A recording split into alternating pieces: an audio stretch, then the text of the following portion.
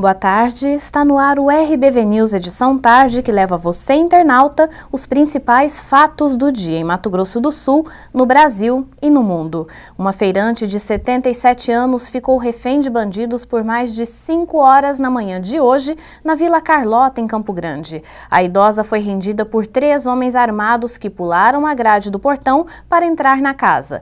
No momento da ação, havia mais 4 adultos na residência e também 2 crianças. Além de levar equipamentos de informática e eletrodomésticos, os bandidos comeram dentro da casa e também tomaram uísque. A família foi amarrada e presa dentro de um dos quartos. A todo momento, os bandidos ameaçavam com agressões caso não respondessem onde estavam guardadas as joias. Antes de fugir, eles ainda obrigaram a idosa a preparar um café para o trio. Os 3 fugiram levando 2 carros da família. Nenhum suspeito foi localizado até o momento. Com foco na modernização e no investimento da segurança, o conselheiro Cícero de Souza foi empossado na manhã de hoje pela 4ª vez presidente do Tribunal de Contas de Mato Grosso do Sul. Durante a solenidade, que contou com a presença do governador André Putinelli, também tomaram posse o conselheiro José Anselmo dos Santos no cargo de vice-presidente, Ronaldo Chadid no cargo de corregedor-geral e o procurador de contas José Aedo Camilo, que assumiu o posto de procurador-geral do Ministério Público de Contas. A diretoria empossada hoje terá um mandato de mais 2 anos.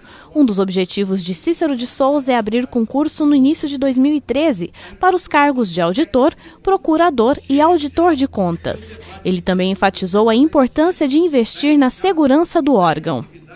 Mas nós temos um programa na segurança do Tribunal de Contas. Esse é o último programa que nós vamos implantar e vamos concluí-lo. Eu quero crer que até janeiro já começa o primeiro, que seria a sala forte do Tribunal de Contas, que é inusitado no Mato Grosso do Sul. Ninguém tem sala forte aqui. E nós teremos. É um investimento alto, caro, ele fica acima de 3,5 milhões, mas nós iremos implantá-lo. A sala forte é exatamente onde nós guardamos os documentos do tribunal. Documentos hoje que são todos informatizados, nós não precisamos mais de espaço para que possamos ter esta relíquia, vamos assim dizer, e os objetivos do tribunal, que são as prestações de contas, estão todos inseridos nos nossos computadores. A informatização das 79 prefeituras do estado, com o objetivo de facilitar o trabalho do Tribunal de Contas, também foi destacada pelo presidente. O tribunal tem lutado, com esse nosso SICOM, nós temos um programa ETCE, SICOM e diversos outros programas. Nós, por enquanto, estamos convidando e pedindo e mandando normas, enfim, portarias para que se possa ser atualizado, para que tudo isso ocorra dentro da normalidade. Agora, aqueles prefeitos que não quiserem obedecer, evidentemente que serão punidos. Após 5 dias interditado, o trecho da rua Espipe-Calarge, onde houve um desmoronamento na semana passada devido às fortes chuvas, foi liberado na tarde de hoje. Mas, para os comerciantes e moradores da região, é só uma questão de tempo para a próxima chuva desfazer toda a obra, já que o problema tem se tornado recorrente em épocas de chuva. Poeira e muitos transtornos é o que tem causado a cratera na rua Espipe-Calarge, na Vila Morumbi. O problema já é antigo e as obras que deveriam ter terminado em outubro deste ano ficaram paralisadas por 3 meses. Agora a previsão para o término é outubro de 2013. Muitos comerciantes desta rua já fecharam suas portas. Outros tentam trabalhar com dificuldades, já que esta interdição já dura quase 5 dias, o que deixa o comércio parado sem clientes. Seu Edson Gonçalves, que tem uma mecânica de automóveis, reclama que este ano a rua já foi fechada 5 vezes e que tem prejudicado o seu trabalho. Esse ano, até agora, essa vez que está fechada agora, é a 5ª vez que fecham aqui, a Espipe-Calarge. O problema dessa erosão, dessa água que desce aqui do Rádio Clube, e eles interditam essa rua aos 2 lados, né? E fica muito difícil, inclusive, para a gente trabalhar aqui. Porque interditando a rua, a clientela não desce, né? Os clientes não vêm aqui, né? E a gente às vezes tem que ficar parado o dia inteiro aqui, porque não tem o que fazer, né? Quando tiver fechado aqui, fica complicado para nós, né? Para este morador, o problema dificulta a vida de quem utiliza ônibus para trabalhar, já que as linhas não passam mais pela rua e os moradores precisam andar pelo menos 1 quilômetro para pegar o transporte público. é por causa da obra, porque essa obra já foi executada várias vezes e nunca deu certo. O senhor, para sair de casa e pegar um ônibus, então tem que caminhar muito? Exatamente, porque o Rita Vieira, que era para dar a volta e sair aqui nas Pipicalagens novamente, ele sai 1 quilômetro depois. Então os passageiros que moram aqui na minha rua têm que andar 1 quilômetro para pegar o ônibus. Sobre esse problema da Rua Espipicalarge, o secretário de Infraestrutura, Transporte e Habitação de Campo Grande, João Antônio de Marco, conversou com a nossa equipe. Olá, boa tarde. Hoje nós vamos falar sobre obras. E para explicar e fazer um balanço de tudo que foi feito e de tudo que será feito em 2013, eu estou com o secretário de Infraestrutura e Transporte e Habitação, João Antônio de Marco. Boa tarde, secretário. Antes de mais nada, hoje, neste período da tarde, a Espipicalarge voltou a ser liberado o trânsito naquela região. Eu gostaria que o senhor explicasse um pouco dos problemas que aconteceu mais uma vez por conta da chuva e de que forma isso está sendo administrado. Bem, boa tarde aos senhores telespectadores. Nós, hoje à tarde, liberamos para o trânsito a Rua Espipicalarge. Ela realmente teve um problema de rompimento do aterro em função das chuvas que ocorreram na região do lago. Bom, isso aí é um problema recorrente, ele tem se repetido, né? Nós recompusemos, vamos entregar o trânsito. A prefeitura já contratou e vai executar naquela região, naquele ponto, uma galeria de águas de seção de 3x3, é uma galeria muito grande, é quase um túnel, com mais de 100 metros de comprimento, que vai ter, essa galeria tem a função de transportar as águas que são originárias do córrego Bandeira, que passa ali, e do lago. Essa é a função dela. Bom, agora, todo esse conjunto, todo esse aparato técnico só vai funcionar contento se nós tivermos o desassoreamento do lago. Sem isso daí, pode ser prejudicado o funcionamento de todo esse equipamento. E a gente sabe também que, além desse problema, ele é solucionado por conta do órgão particular, ou seja, do Rádio Clube Campo, ou seja, essa obra tem que ser feita por eles. Enquanto essa obra não ser feita, essa situação ela pode vir a acontecer novamente, é isso? Perfeitamente. Nós temos, por várias vezes, alertado, deixado claro isso daí, que se não houver o desassoreamento do lago, qualquer chuva de intensidade parecida com a que ocorreu poderá de novo levar ao rompimento do aterro e tornar de novo interromper o trânsito, por conta do assoreamento do lago. Enquanto não resolvido, nós vamos estar sujeitos a isso, principalmente agora na época de chuva, que nós estamos iniciando, né? Estamos iniciando a época de chuva. Esse problema ele poderá vir de novo, ocorrer. E de que forma isso está sendo articulado com essa parte? Bem, a direção do rádio já anunciou na imprensa que procederia o desassoreamento, inclusive apresentou a equipe, né, que faria isso daí, esse trabalho, que é fundamental, é importante, mas até agora não começou. Nós vamos começar o nosso trabalho de construção da galeria e recuperação do passivo ambiental formado pelo aquele processo erosivo. Nós vamos recuperar a erosão, vamos fazer a galeria. Agora, isso pode não funcionar 100% dado o assoreamento do lago. Enquanto isso, a população corre mais um risco de ter o trânsito impedido, né? O comerciante também que tem o estabelecimento ali. Existiria uma outra solução que não dependesse da instituição particular? Existem várias maneiras de você resolver esse problema. Um deles, que dá uma solução definitiva, é se construir uma ponte no local. Mas isso daí leva de vez por todas, a sacrificar a existência do lago. O lago não existiria mais. É uma alternativa que não está sendo considerada, é bom que se diga. Nós estamos considerando a alternativa da galeria, que é a alternativa colocada junto ao Ministério da Cidade e aprovada pelo Ministério da Cidade. Quanto à Avenida Espipicalarge, a Rua Espipicalarge, o que a gente tem que dizer também, eu gostaria de informar isso, é que ela, agora dia 7, será aberta à concorrência do recapeamento de toda a sua extensão, partindo ali do Rádio Clube, da Avenida Interlagos, até a Zaran. Ela será toda revitalizada e recapeada. Só para a gente encerrar o assunto da espipicalagem. Então, até o momento, o que o senhor tem a dizer para a população que usa aquela via de acesso e os comerciantes? Assim, de que forma a Secretaria de Obras pode ajudar ou auxiliar a população daquela região? Bom, o que toca a Secretaria, toca a Prefeitura, antes de ter pronta a obra definitiva, é que nós, qualquer eventualidade, qualquer ocorrência, nós trataremos como uma absoluta prioridade na manutenção e na restauração das condições normais. Isso é uma garantia que a gente dá. Se ocorrer um problema, é prioridade zero dentro da Secretaria. Bom, eu gosto sempre de afirmar que nós não estamos livres do problema, porque tem condições, tem variáveis que não dependem da Prefeitura, depende de terceiros que não foram solucionadas. Certo. Bom, secretário, todo este recurso que vai ser utilizado nas obras fazem parte do PAC 2. Inclusive, existem outras obras também para o término deste ano e início de 2013. Na Ernesto Geisel, existe alguma obra, ou já está acontecendo obras, enfim, de que forma o senhor pode falar sobre esse assunto? A Ernesto Geisel, ela vai sofrer uma reformulação e o canal do rio Anhanduizinho é uma reformulação total. O canal será totalmente recuperado, desassoreado, revitalizado do ponto de vista urbanístico. Ele terá gabiões, muros de concreto, grama na lateral.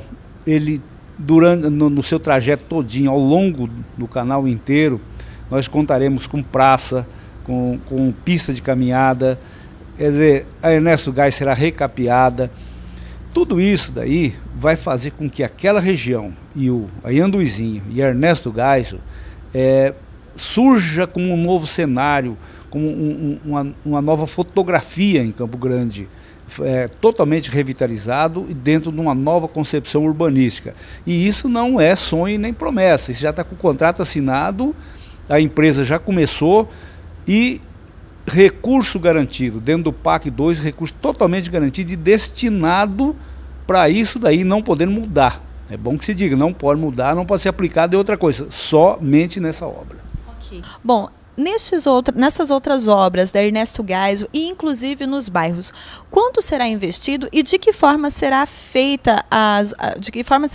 feitas as obras nos bairros?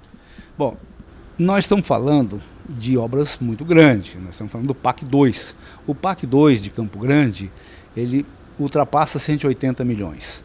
Nós estamos falando de Ernesto Geisel, mas há que se falar também de todo o complexo do Bálsamo, que já está em obra, já está com mais de 40% executado. Há de se falar também do prolongamento da Ernesto Geisel até a saída de Cuiabá, mais especificamente naquele condomínio que tem lá e em frente do shopping novo que futuramente existirá. Então nós estamos prolongando a Ernesto Geisel até lá, nós estamos já executando o Bálsamo inteiro, nós estamos executando as obras anti-enchente que muito maltrata os bairros do Jockey Club, Marcos Roberto. Nós estamos prolongando a Fábio Zaran até a Avenida Três Barras, nós estamos pavimentando todo Vilas Boas, nós estamos drenando toda a Vila Carlota, nós vamos fazer essa intervenção no Lago do Rádio Clube e na Espipicalagem, recapeando toda a Espipicalagem, quer dizer, isso tudo é um conjunto de obras feito dentro do PAC 2. Certo. E qual é o prazo para essas obras serem concluídas? Todas elas têm prazo médio de 18 meses, então elas deverão estar prontas no final do ano que vem, todas elas. E a velha e sempre questão, as pessoas até comentam, a secretaria começou a mexer aqui no meu bairro bem na época de chuva. Não tem como fugir disso, né, secretário? Principalmente porque nós dependemos, todas as obras, quando é recurso federal, da natureza do PAC, similar ao PAC, passa por uma aprovação do Ministério da Cidade. O Ministério da Cidade tem que autorizar o início das obras. E, especificamente, o PAC 2, a autorização veio em setembro. Até que se movimente a obra, você já chegou no período de chuva. Bom, como são obras de longa duração, também há de se considerar que, em 18 meses, que é o prazo de execução, você vai pegar período de chuva, período de seca e período de chuva. Não tem como escapar. Se fosse de 2 meses, tudo bem. Falar, não, começa na seca e termina na seca. Agora, como é de longa duração, você vai pegar chuva e vai pegar seca. Não tem como fugir disso. Secretário, a última pergunta para finalizar. Eu gostaria que o senhor fizesse um panorama de como foi esse ano de 2012, relacionado às obras, se o senhor considerou um ano positivo. Um ano totalmente positivo, um ano totalmente preenchendo as nossas expectativas e as nossas metas. Posso citar como exemplo a conquista do PAC 2, que isso é de fundamental importância para Campo Grande, para o desenvolvimento e a preparação de Campo Grande. Como também a aprovação do Programa de Mobilidade Urbana de Campo Grande, que vamos construir em Campo Grande 12 corredores de ônibus exclusivo, vamos construir mais 4 terminais de ônibus, vamos construir o viaduto na passagem ali da Gurimarques com a Interlagos, perto daquela rotatória, por cima da rotatória. E com isso vamos dotar Campo Grande de um sistema moderníssimo de transporte coletivo, aumentando e melhorando a mobilidade urbana. Na área da saúde, nós hoje estamos executando 12 unidades básicas de saúde da família e 3 UPAs. Quer dizer, Campo Grande fica com pronto atendimento 24 horas, similar ou melhor até de que Curitiba. Quer dizer, em todas as áreas, nós conseguimos esse ano fatores bem positivos. E no próximo bloco você confere os fatos internacionais. Voltamos já.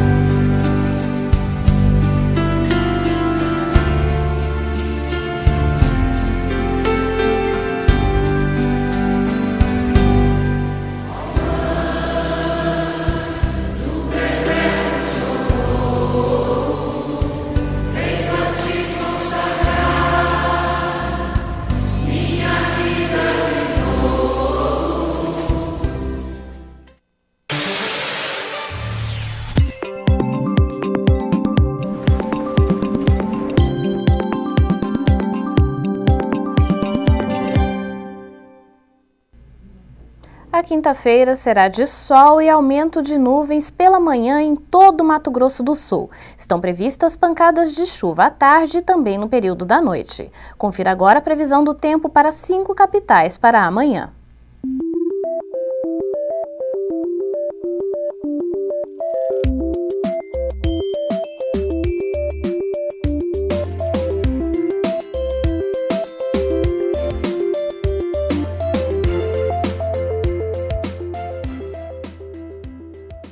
E agora as informações nacionais. 3 comissões da Câmara dos Deputados realizaram uma audiência para discutir o sistema de aviação civil. O debate, que contou com a presença de representantes do governo e das empresas, tratou da preparação do setor para os grandes eventos como a Copa do Mundo e as Olimpíadas, e também dos problemas enfrentados por quem viaja de avião. O valor das passagens deu um susto em quem pretende viajar neste fim de ano. O preço, a qualidade do atendimento, a necessidade de ter mais empresas operando no setor foram alvo de críticas e perguntas dos deputados das comissões de Turismo, Viação e Transporte e Desenvolvimento Econômico, que participaram da audiência. Mas esses não foram os únicos pontos discutidos. Assim como os passageiros, as empresas aéreas também têm reclamações. Os representantes delas colocaram que o aumento nas tarifas aeroportuárias, o alto custo do combustível para a aeronave e as restrições na infraestrutura, como a falta de pistas e de estacionamento para aeronaves, têm prejudicado as empresas. O representante do Sindicato dos Aeronautas fez críticas mais duras. Existe um problema sério nas frequências de rádio. As frequências de rádio são muito ruins. Nós não conseguimos entender o que os controladores falam. Sai muito chiado, muito apito, sai baixo. E quando chama o controlador, ele não atende. Isso atrapalha bastante, porque às vezes você quer iniciar uma descida, você não consegue iniciar a descida. Por exemplo, ou você está subindo, o controlador manda você parar numa altura X e você fica voando algum tempo nessa altura X e não consegue ter autorização para continuar subindo. Isso redunda em quê? Em consumo de combustível, atraso na rota. E no fundo afeta sim a segurança, porque se eu não consigo falar com o controlador imediatamente, eu posso estar precisando de uma informação urgente e não a obtenho. É o desafio e a beleza do setor. É um setor que tem tido um crescimento de mais de 15% ao ano, e quando isso acontece, isso gera uma pressão enorme na infraestrutura. Então, nosso grande esforço agora é para a expansão da infraestrutura, de modo que não haja qualquer restrição ao crescimento natural, tanto da demanda quanto da oferta. O deputado Guilherme Campos defende que a Câmara continue acompanhando o setor. A Câmara está fazendo o seu papel. Se é mais uma audiência, se é menos uma audiência, não importa. Nós temos que chamar o número de vezes necessárias para que nós possamos estar conversando e colocando a público todas as informações, tanto das empresas como do setor governamental responsável pela gestão, organização e fiscalização dos aeroportos. O Congresso só tem o mês de dezembro para aprovar novas regras para o Fundo de Participação dos Estados. Líderes do governo admitem que o tempo pode não ser suficiente, mesmo agilizando a pauta de votações. Antes da ordem do dia, um grupo de artistas se reuniu com senadores. Os músicos são contra o projeto que muda as regras de arrecadação e distribuição dos direitos autorais. O texto é resultado da CPI, que apurou irregularidades na gestão do ECAD. Se alguém está contra a maneira de arrecadação ou isso ou aquilo, que seja debatido, mas que tenha primeiro uma reunião e uma decisão dos compositores. A mobilização funcionou. Os líderes retiraram a urgência da matéria. O texto saiu da pauta do plenário para ser discutido nas comissões. O resultado da CPI já saiu há algum tempo, a gente tem que tocar e colocar isso à frente. Mas eu acho que se for necessário um aprofundamento por pouco tempo, eu acho que não há problema. No plenário, 2 medidas provisórias trancavam a pauta. Os senadores aprovaram a MP 580, que obriga o uso de produtos e serviços nacionais no PAC. O Democratas ainda tentou retirar o artigo que torna mais flexíveis as licitações em obras do Sistema Público de Saúde. Isso é uma porta aberta para a prática do ilícito e da convivência com a improbidade. Mas a maioria derrubou o destaque. Os senadores também aprovaram a MP 583, que libera 676 milhões de reais para municípios atingidos pela seca no Nordeste. Outras 2 MPs aprovadas na Câmara ainda precisam ser votadas aqui no Senado, mas os textos nem foram lidos no plenário. A ideia é deixar a pauta liberada para a análise do Fundo de Participação dos Estados. Nesta terça, os senadores aprovaram um requerimento para que os 8 projetos sobre o FPE sejam apreciados em conjunto na Comissão de Constituição e Justiça. Mas os líderes do governo já admitem que não vai dar tempo de votar as novas regras do FPE até o fim do ano, como determinou o Supremo Tribunal Federal. Não tem qualquer sinalização de acordo entre os líderes para votar a urgência e está ficando toda a matéria para a próxima terça-feira, dia 11 de dezembro. Se for assim, o Senado terá votado até a semana que vem. Não creio que a Câmara tenha mais tempo para votar uma lei complementar. Portanto, muito provavelmente o Congresso não alcançará até o final deste exercício a votação do FPE, o que acarretará novas demandas juntos ao Supremo, no sentido de que nós possamos ter um prazo adicional. O motorista brasileiro já se acostumou com os radares e os populares pardais para medir a velocidade dos veículos. Mas muitos ainda se queixam das vias onde a velocidade máxima permitida é variável. Deputados da Comissão de Defesa do Consumidor estão atentos ao fato e convidaram autoridades responsáveis pelo trânsito para debater o assunto. Num trânsito caótico e assassino, a utilidade dos equipamentos de controle de velocidade não é questionada. Só no Distrito Federal, em 1996, havia 32,4 mortes no trânsito a cada 100 mil habitantes. O número despencou depois da instalação dos odiados pardais e em 2011 ficou em 17,7 mortes por 100 mil habitantes. Mas o deputado pernambucano Augusto Coutinho quis fazer uma audiência pública na Comissão de Defesa do Consumidor para questionar as autoridades sobre as variações de velocidade nas vias fiscalizadas. Representantes do DENIT e do DENATRAN explicaram que cada mudança de velocidade e cada instalação de pardal ou barreira são feitas com base em estudos técnicos e critérios. A estrutura da via, o pavimento, a oferta que ela dá de dimensão e o tráfego de pedestre de veículos. Tudo é contado, pesquisado e levado em consideração. Mas os deputados e o requerente da audiência não se contentaram muito com as explicações. Você vai numa rodovia, em pouco espaço de tempo, você tem diversas velocidades. Muitas vezes até o condutor do veículo, ele tem a vontade, ele tem a intenção e ele tem a determinação de cumprir o que a lei manda. Mas é um embaralhamento tão grande que isso mais parece que é feito exatamente no sentido de que o condutor seja multado. Para as autoridades, há um problema de falta de educação de trânsito no Brasil. E pouco adianta o Código de Trânsito Brasileiro dizer que todo o dinheiro arrecadado com as multas deve ser usado em sinalização, fiscalização e campanhas educativas. Os palestrantes lembraram que 5% das multas vão para um Fundo Nacional de Educação no Trânsito. 95% ficam com os governos estaduais e municipais. Mas quase sempre esse dinheiro é usado apenas para engordar os cofres e muito pouco é de fato aplicado. Os representantes dos órgãos de trânsito também afirmaram que não há como existir uma indústria de multas, porque os contratos de instalação e manutenção dos pardais têm valores fixos e são proibidos por lei de estabelecer pagamentos proporcionais ao número de multas aplicadas.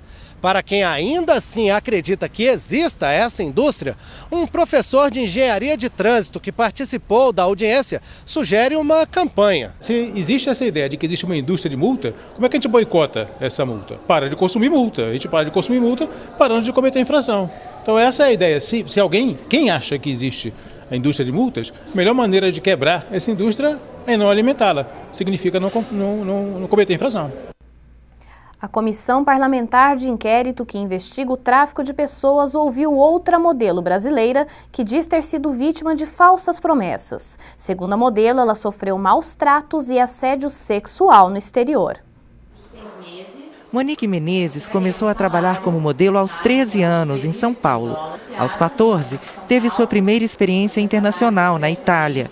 Em janeiro deste ano, foi contratada por uma agência para fazer fotos e comerciais em Nova Delhi, na Índia, mas era uma arapuca. Quando chegou lá, eu acabei levando esse susto de ter que trabalhar em bares, de ter que trabalhar em festas noturnas, usar roupa curta. Quando começou a ter muito assédio da parte dos clientes que ela nos levava para conhecer, eu resolvi procurar o consulado brasileiro, denunciei, pedi ajuda para voltar. A CPI do tráfico de pessoas está investigando estes casos para propor uma legislação que regulamente a atividade das agências de modelos, evitando que outras brasileiras caiam nessas armadilhas. Essas mulheres saem daqui com a promessa de agências para fazerem contratos bem-sucedidos e quando chegam lá já estão devendo passaporte, já estão devendo hospedagem, já estão devendo toda a parafernália logística que exige para que uma modelo possa ser bem-sucedida nesse mercado internacional. E essa situação de vulnerabilidade que elas se encontram, na medida que o contrato não sai, elas acabam sendo, num determinado momento, atraídas para uma outra atividade econômica, e essa outra atividade econômica, em geral, é a prostituição de luxo. O RBV News edição tarde fica por aqui. Nós voltamos amanhã em nossa primeira edição a partir das 11 horas da manhã. Para você, uma boa noite.